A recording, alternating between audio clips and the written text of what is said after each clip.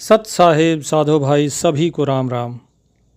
बंदी छोड़ गरीबदास महाराज असुर निकंदन रमैणी की 43वीं साखी में कहते हैं कि पचरंग झंडे लंब लहरिया दक्षिण के दल उत्तर उतरिया, पचरंग झंडे लंब चलाए दक्षिण के दल उत्तर धाए। कि भाई 5 रंग के झंडे अब फहराएंगे दिल्ली पर।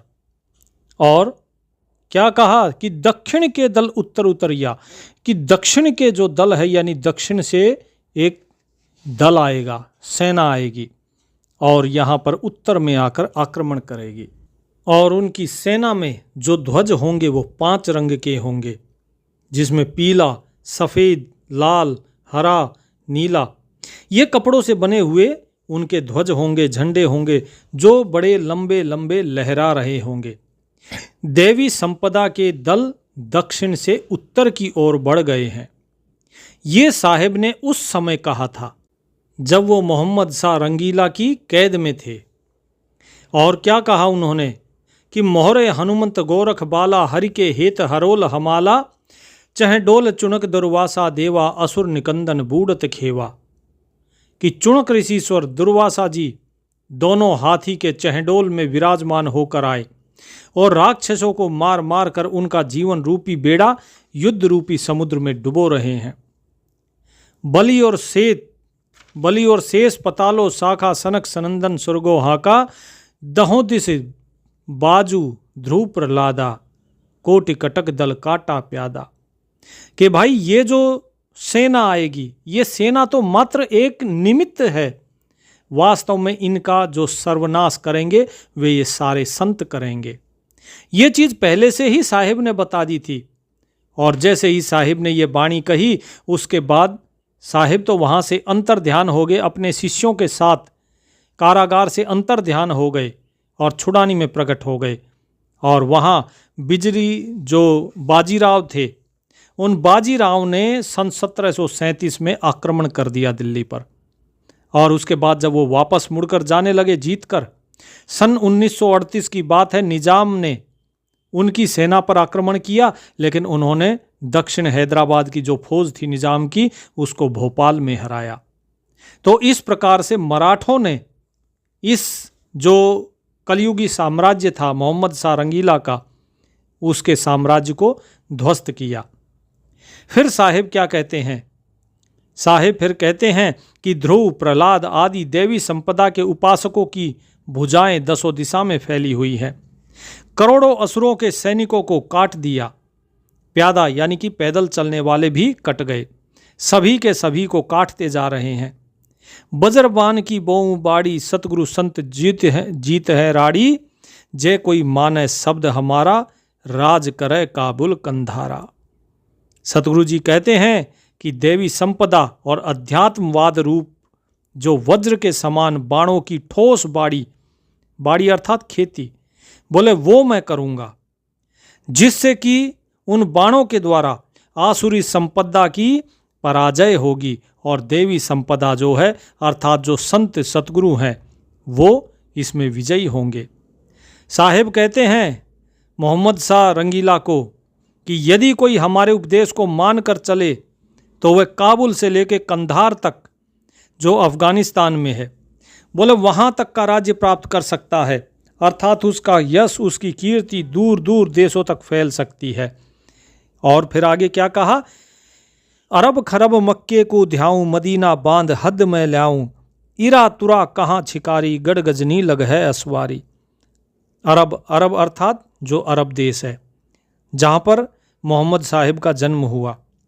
खरब अर्थात सैकड़ों ही अरबों की संख्या के देश, एवं मक्के मदीने आदि तक सब देशों को आपकी सीमा में ला दूंगा यदि आप मेरी शर्तों को मान लेते हैं। आपका राज्य हर जगह होगा। लेकिन क्या करें, जो मोहम्मद शाह रंगीला था उसकी किस्मत ही फूटी हुई थी। उसने लोगों की बातें सुनी, उन्होंने साहिब की बात नहीं सुनी। साहिब ने उसको खूब समझाया। इरा अर्थात ईरान, तुरा अर्थात तुर्की, छिकारी यानी कि कोई मुसलमानी देश है, गढ़ गजनी ये भी एशिया का ही, गजनी वो भी एक शहर है। बोले वहाँ तक आपका अधिकार हो सकता था, परंतु कट्टर मुल्लाओं के दुराग्रह के कारण आपने हमारे वचनों का उल्लंघन कर महात्माओं का अपमान किया है। इसलिए अब सुनो जो मैं चेतावनी दे रहा हूँ। मोहम्मद शाह रंगीला को चेतावनी देते हुए साहिब क्या कहते हैं कि दिल्ली मंडल पाप की भूमा, धरती नाल जगाऊं सूमा, हस्ती घोड़ा कटक सिंहारो, हस्ती घोड़ा कटक सिंहारो, दृष्टि पर असुरो दिल मारो। कि जो ये दिल्ली मंडल है ये पाप की भूमि है, यहाँ पर अनेक अत्याचार होते हैं, यहाँ के कुशासक अत्याचारी हैं। इसलिए दक्षिण एवं काबुल की ओर से आने वाले आक्रमणकारियों के आक्रमण के समय घोड़ों के खुरों की टाप से सोई हुई धरती को जगाऊंगा। तो वही चीज़ साहिब दोबारा कह रहे हैं। दक्षिण से जो बाजीराव आए, मराठे आए, उन्होंने दिल्ली को जो अत्याचार था उस अत्याचारी राजाओं से मुक्त कराया, और उसके बाद फिर काबुल की तरफ से आक्रमण हुआ और काबुल की तरफ से नादिर शाह आया और इन्हें लूट कर ले गया। दिल्ली को बहुत लूटा गया, क्योंकि ये सारी की सारी क्या कहा साहिब ने कि दिल्ली मंडल पाप की भूमा, कि ये दिल्ली मंडल ये पाप की भूमि थी। साहिब कहते हैं शंख पचायन नादू टेरम, स्वर्ग पतालो हाक सुमेरम, बाल्मीक सुरबाचा बंधा, पंडो जग द्वापर की संध्या। अब यहाँ पर साहिब क्या करते हैं, जो उनके शिष्य होते हैं वे कहते हैं कि साहिब अब ये जबकि हमें कारागार में डाल दिया इसने, तो हम किस प्रकार से छुड़ानी पहुँचेंगे, क्योंकि अब संध्या आरती का समय हो गया, संध्या होती जा रही है। तो आचार्य गरीबदास महाराज ने कहा कि आप सभी अपनी आंखें बंद कर लीजिए। यदि आप चाहते हैं कि आपका जो संध्या है वो वहीं पर हो छुड़ानी में, तो ऐसा ही होगा। और जैसे ही सब ने आंखें बंद करके और दोबारा आंखें खोली तो सभी छुड़ानी धाम में थे। साहिब उन सभी को वहाँ से अंतर ध्यान कराकर छुड़ानी में लेकर आ गए। ये साहिब की लीला उस समय की थी। साहिब आगे क्या कहते हैं कि शंख पचायन नादु टेरम, स्वर्ग पतालो हाक सुमेरम, कि पंचानन एक प्रकार का शंख होता है। नाद, नाद क्या होता है, एक प्रकार की तुरही जैसा जो मुंह से बजाने वाला बाजा होता है। कहीं कहीं शंख को भी नाद कहते हैं। शंख की जो ध्वनि निकलती है उसे शंख नाद कहा जाता है, जो युद्ध में विजय के समय बजाया जाता है या युद्ध के आरंभ होने पर बजाया जाता है। स्वर्ग और पताल सब जगह युद्ध की घोषणा हो जाएगी और उस शंख का शब्द तीनों लोकों में सुनाई देगा। साहिब क्या कहते हैं कि अब सुनो, बाल्मीक सुर बाचा बंधा, पंडो जग द्वापर की संधा। द्वापर युग और कलयुग की संधि, अर्थात द्वापर जा रहा और कलयुग आ रहा था। बोले जो वो संधि थी उस समय पांडवों ने राजसूय यज्ञ किया था। उस यज्ञ में बाल्मीक, जो बाल्मीक ऋषि थी, वे पांडवों के वचनबद्ध करके उनके यज्ञ को पूर्ण करने के लिए आए थे। पांडवों ने यज्ञ किया, बाल्मीक ऋषि आए वहाँ पर, और वाल्मीकि जी की कृपा से वो पंचजन्य शंख बजा था, अन्यथा वो शंख नहीं बज रहा था। तो ये अब संतों की महिमा बता रहे हैं साहिब। फिर क्या कहते हैं, नारद कुंभक ऋषि कुर्बाना, मारकंड रूमी ऋषि आना, इंद्र ऋषि बक्तालिक स्वामी और संत साधु घन नामी। कि नारद जी, कुंभी ऋषि, बोले वो भी भगवान पर बलिहार होते हैं। मार्कंडे ऋषि, रूमी ऋषि, सभी ऋषि आए। बक्तालिक जो ऋषि थे और बड़े बड़े जो स्वामी हैं, और भी जो घननामी यानी बहुत नामों वाले भिन्न भिन्न संत महात्मा जिनका नाम नहीं लिया हमने, वो भी आओ और पधारो।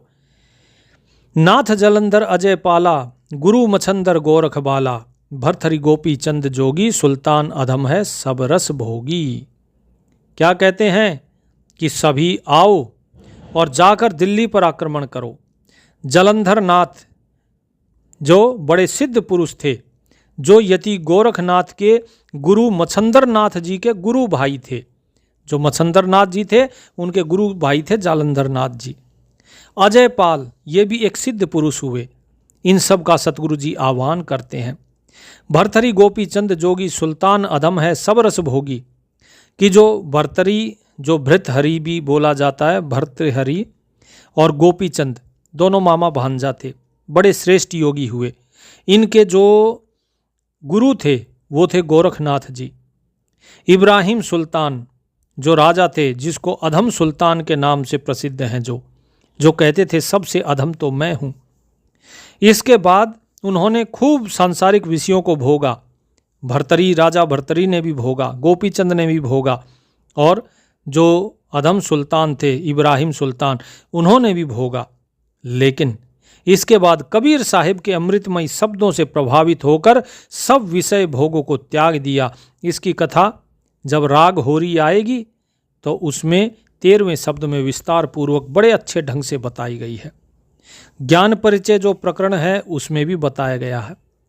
साहिब कहते हैं आगे, नर हर दास पखे बलि भीषम व्यास वचन परवानी सीखम, कि नर हरि दास भगवान के अति प्रिय भक्त महापुरुष थे। आपको यश रूपी फूल की सुगंध सर्वत्र फैल रही है। ये बात जगन्नाथपुरी के बारे में बताई जा रही है कि वहाँ पर इस प्रकार के संत हुए। और भी संतों की महिमा बखान कर रहे हैं साहिब कि उस परमात्मा के प्रेमी संत कितने हुए हैं, कि नामा और रैदास रसीला कोई न जाने अवगत लीला, पीपा धन्ना चढ़े बाजीदा सेऊ सम्मन और फरीदा, दादू नानक नाद बजाए मलूक दास तुलसी चढ़ आए। कि नामदेव जी, रैदास जी रविदास जी को ही कहा जाता है।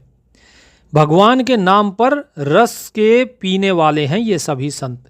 उस अवगत परमात्मा की लीला को या तो भगवान के भक्तों को, बोले इनकी गति कोई नहीं जानता। ना भगवान के सच्चे भक्तों की कोई गति जानता है, ना परमात्मा की लीला की कोई गति जानता है। पीपा और धन्ना भक्त बाजीत जी, जिनकी कथा अन्नदेव की आरती में आती है, सेऊ और सम्मन की कथा, और इतना ही नहीं जो फरीद जी थे बोले उनकी कथा।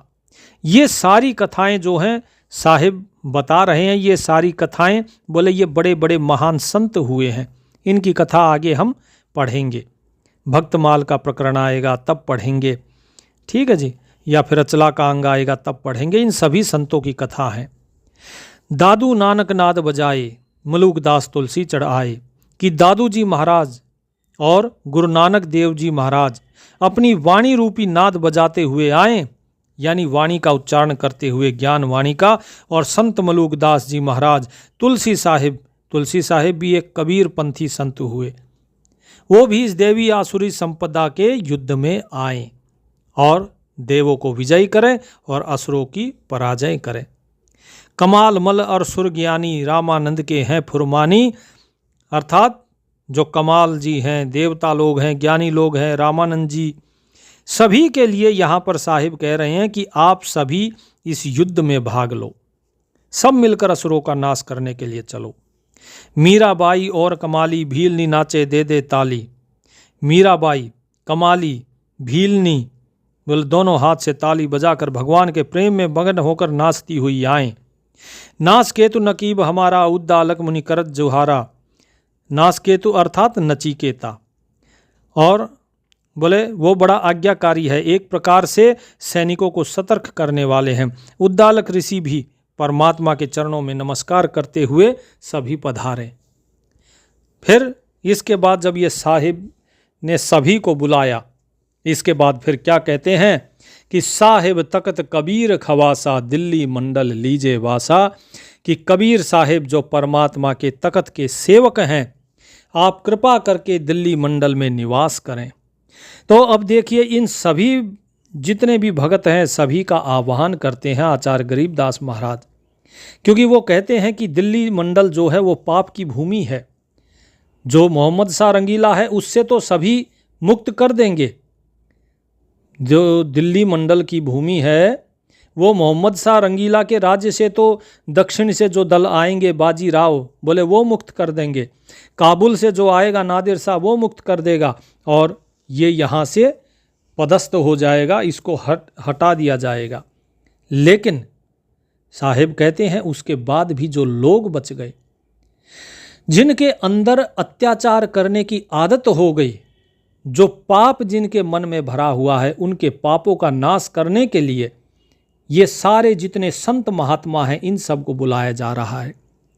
पहले साहिब ने क्या कहा कि जो मोहम्मद सारंगीला है उसके नाश के लिए किस किस को कहा? ब्रह्मा, विष्णु, महेश, काली, हनुमान, दुर्गा, इन सब की बात हुई। लेकिन उसके बाद जो ये संत आ रहे हैं, संतों के जो नाम दिए जा रहे हैं, ये सभी संतों का आह्वान क्यों किया? इन सभी संतों का आह्वान साहिब इसलिए कर रहे हैं क्योंकि जो लोग हैं दिल्ली मंडल में निवास करने के, जो निवासी हैं, उनके मन में भी धीरे धीरे पाप ने घर बना लिया है और दिल्ली मंडल अब पाप की भूमि बन गई है।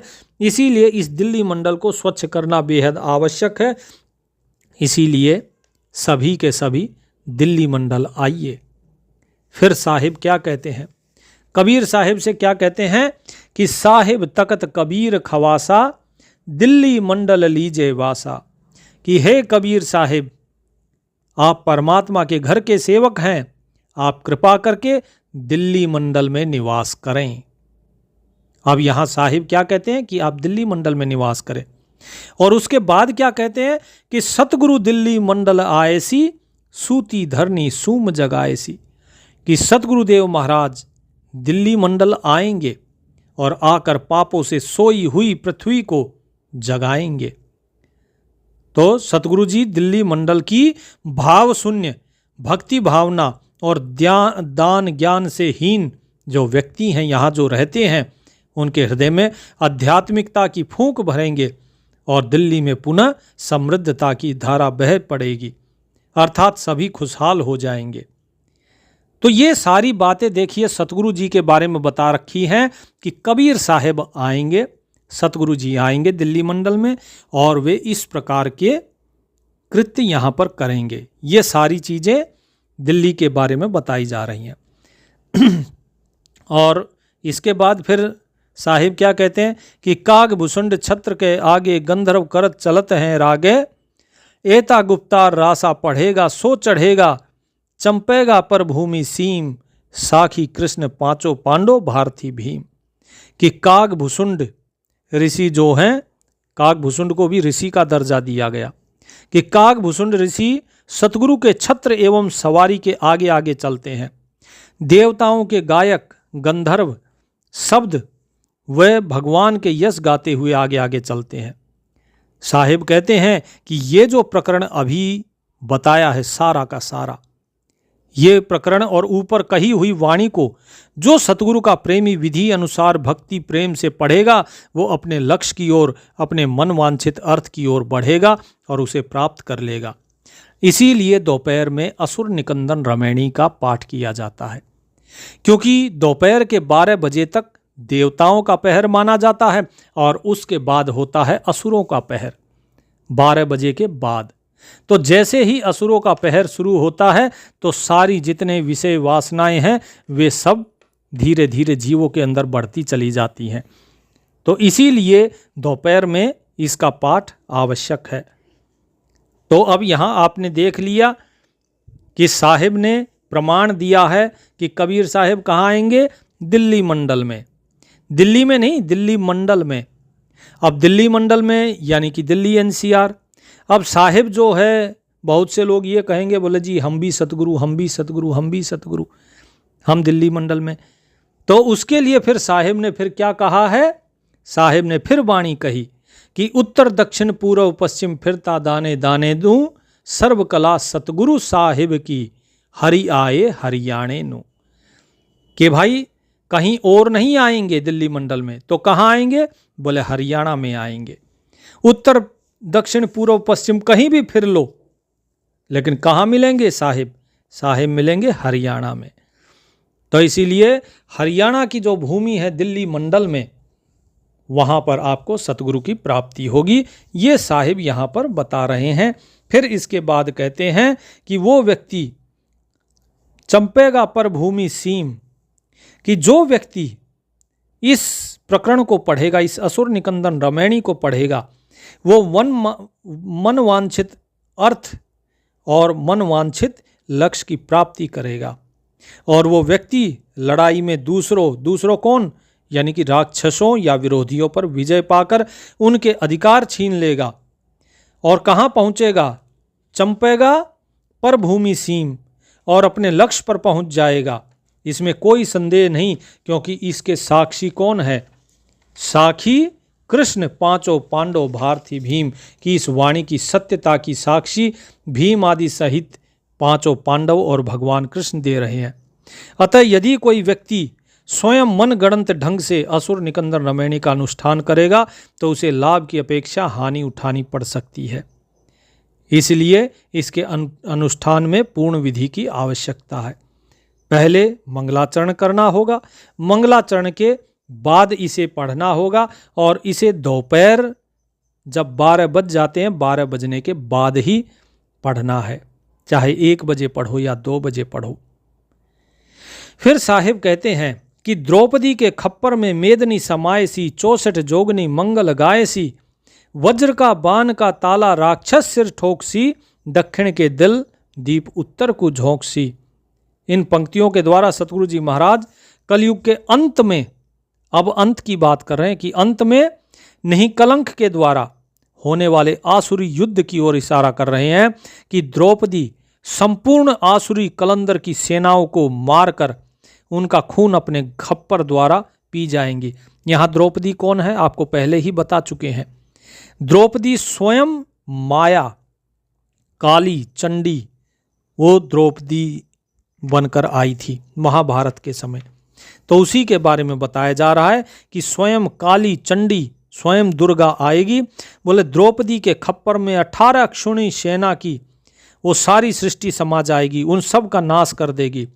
64 योगिनियां भी द्रौपदी द्वारा मारे हुए आसुरी सैनिक सूरवीरों का मांस खाकर खुशी से नाचती हुई मंगल गाएंगी। तो ये जो 64 जोगनियां हैं और 52 जो वीर हैं, ठीक है, ये सभी के सभी काल के दूत हैं। फिर क्या कहते हैं कि वज्र का ताला राक्षस सिर ठोक सी, दक्षिण के दल दीप उत्तर को झोंक सी। कि वज्र के समान बाण रूपी ताला राक्षसी सैनिकों के सिर में ठोकेंगे और मारेंगे। सतगुरु जी महाराज दक्षिण दिशा से अपने दलों को उत्तर की ओर झोंकेंगे। दिल्ली मंडल राज त्रिकूट को साधसी, यह लीला प्रमाण जो सतगुरु को आराधसी। यानी कि दिल्ली की राजधानी त्रिकोण होकर के बसेगी, ये लीला प्रमाणित है, परंतु इसको वही समझेगा जो सतगुरु की आराधना करेगा या उनके अनुशासन में रहेगा। फिर क्या कहते हैं, कजली बन के कुंजर ज्यों गाफन के गिलोल है, राक्षस का रासा भंग खाली चहडोल है, नहीं कलंक अंश लीला कालंदर को मारसी, अर्ध लाख वर्ष बाकी दाने और दूतों को सिंघार सी। कजली अर्थात केले का वन। तो कजली वन केले के वन को कहा जाता है जिसमें ज़्यादातर हाथी रहा करते हैं। हाथी क्या करते हैं, वो केलों से बड़ा प्रेम करते हैं, बड़े प्रेम से खाते हैं। उस वन में विचरण करने वाले हाथियों को देवी संपदा वाले सूरवीरों ने पकड़कर ऐसे आकाश में फेंक दिया जैसे गिलोल अर्थात गुलेल के अंदर एक ढेला या फिर गोली डालकर फेंका जाता है ना, पत्थर जैसे गुलेल से मारा जाता है। इस प्रकार से जैसे महाभारत के युद्ध में भीम ने हाथियों को पकड़ कर आकाश में फेंका। राक्षसों का रासा समाप्त करके, रासा अर्थात साजो सामान अस्तित्व, कि राक्षसों का अस्तित्व समाप्त करके उसके सैनिकों का नाश कर दिया, जिसके कारण हाथियों के चहडोल सब खाली दिखाई दिए। फिर क्या कहते हैं, नी कलंक अस लीला कालंदर को मारसी, अर्ध लाख वर्ष बाकी दाने और दूतों को सिंघार सी। यहाँ सतगुरु जी कलयुग के अंत में होने वाले नहीं कलंक अवतार की लीला की ओर इशारा कर रहे हैं। अर्थात जब कलयुग 50,000 वर्ष शेष रहेगा। देखिए यहाँ क्या लिखा है, अर्ध लाख वर्ष, यानी 1 लाख के आधे कितने, 50,000, कि जब 50,000 वर्ष शेष रहेगा उस समय अवतार धारण करके कालंदर नामक राक्षस को मारेंगे एवं राक्षसों और दुष्टों का संहार नहीं कलंक अवतार स्वयं करेंगे। पीछे वर्णन किए गए सभी जो ऋषि महात्मा देवता भक्तगण निकलंक भगवान के अंश रूप में शरीर धारण करके आएंगे या पहले कलयुगों में भी आए हैं, क्योंकि ये इस कल्प का 28वां कलयुग है। जो ये कल्प चल रहा है ना, इसका ये 28वां कलयुग है। ऐसा नहीं है कि एक बार सृष्टि रच गई तो 4 युग बीत गए और फिर सृष्टि का पूरा प्रलय हो जाता है ना। ये 28वां कलयुग चल रहा है। कलयुग को आदि में, अब देखो क्या बता रहे हैं कि कलयुग की आदि में चाणोर कंस मारे थे, त्रेता की आदि में हिरणाकुश पछारे थे। अर्थात कलयुग आरंभ होने से पहले द्वापर के अंत में चाणूर, मुष्टिक, कंस ये सभी राक्षसों को कृष्ण ने अवतार लेकर मारा था। और सतयुग के अंत में और त्रेता से पहले वरा रूप अवतार धारण किया, नरसिंह रूप अवतार धारण किया और हिरण्यकश्यप, हिरणाक्ष इन दोनों भाइयों को मारा था। फिर क्या बताते हैं कि बलि की विलास जग सुरपति पुकारे थे, 52 स्वरूप धर कीनी सुरपति पुकार, बलि बैन निस्तारे थे। कि त्रेता युग में 52 अवतार ने वामन अवतार धारण किया, उसे ही कहा गया है 52 अवतार। तो वामन अवतार ने सुरपति अर्थात देवताओं का राजा इंद्र, बोला उसकी पुकार पर बलि को छला, इंद्र का राज्य बचाया और बलि पर प्रसन्न होकर पाताल का राज उसे देकर सदा के लिए उसके दरवाजे पर निवास करने लगे। भगवान ऐसे दयालु भी है। फिर क्या कहा कि कलयुग की आदि 12 सदी की अंत है, दुल है दयाल देव, जानत कोई संत भेव, यो ही बाला कंत है। कि कलयुग के आदि में, आदि अर्थात प्रारंभ के समय 1200 वर्ष तक सतगुरु जी ने माना है। अतः कलयुग का प्रभाव 1200 साल बीत जाने पर आरंभ होता है। 1200 साल अर्थात 1200 साल तक द्वापर का प्रभाव रहता है।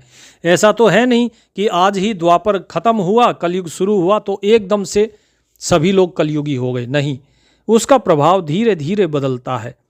तो 1200 साल बीत जाने पर ही जो कलयुग है उसका प्रभाव पूर्ण रूप से आता है।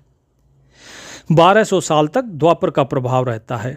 इस भेद को कोई संत ही जानता है और परमात्मा बड़ा ही दयालु है, वो सबका स्वामी है, ये साहिब बता रहे हैं।